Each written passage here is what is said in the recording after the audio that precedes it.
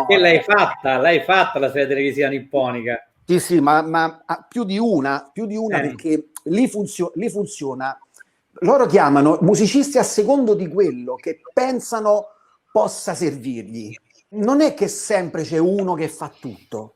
Cioè chiamano quello perché pensano che sul pezzo romantico è più forte. Poi chiamano quell'altro che è più elettronico e gli piace. Però che cosa succede? Che mentre tu prima ti facevi un mazzo così per fare una serie da solo, adesso ti fai lo stesso mazzo ma facendo soltanto una parte della musica.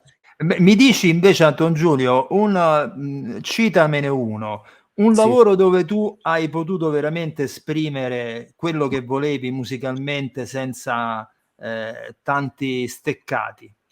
Ragazzi, io questa cosa qua l'ho fatta in 2 o 3 lavori che però purtroppo non posso dire perché sono stati firmati da altri.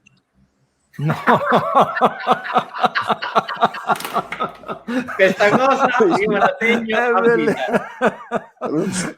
Minuto 41:08, questo me lo segno perché questo è il promo proprio. Ok. Questo è il promo, Esatto.